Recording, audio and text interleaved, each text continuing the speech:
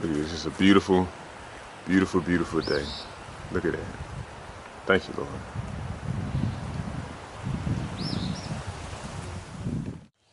All right, so we are about to plant some cilantro here. Cilantro, in our past experience, is relatively easy to grow. We like to use cilantro a lot in our guacamole. We love us some guacamole around here. I wish we could grow avocados, but it's not hot enough here in Middle Georgia.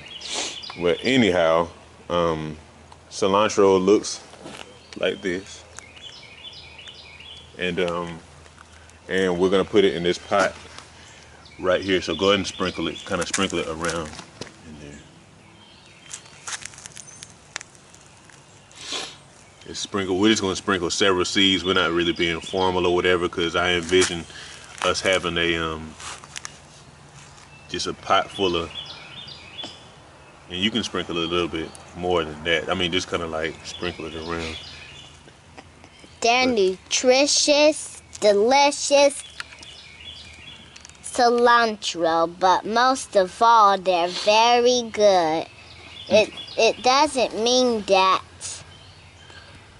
they're not healthy for you, even though they're really good.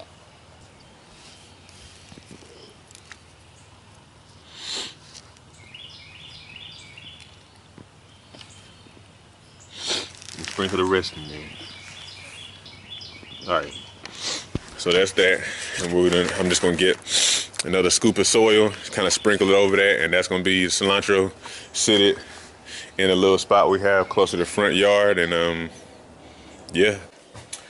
Here's the sweet potato that we are sprouting, that we're gonna use to grow sweet potatoes this year.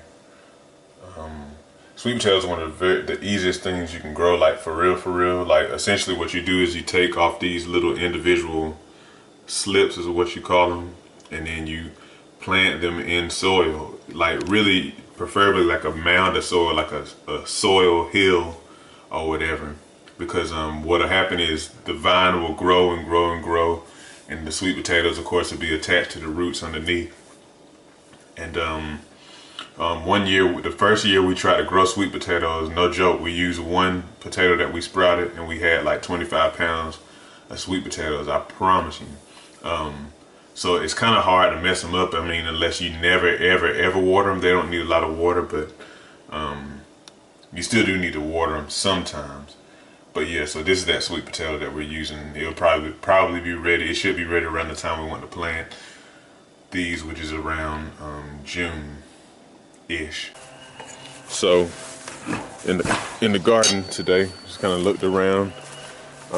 Tomatoes are looking good, but doesn't really look like the seeds of anything are coming up yet. Again, the basil should be in this area right here where you just see wood chips, but I don't see anything with that.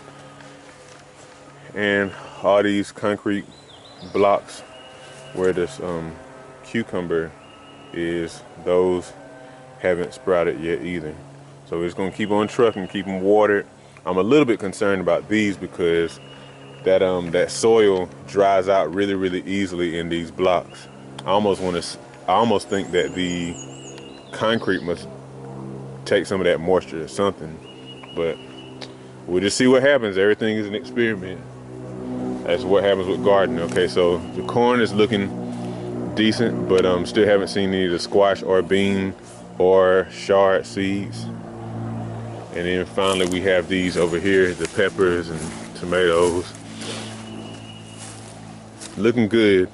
We're a little bit concerned about the sunlight amount over here because this is actually shaded more often than we would prefer. And tomatoes and peppers need more sun. Anyway, and we will still eventually plant flowers in there. All right.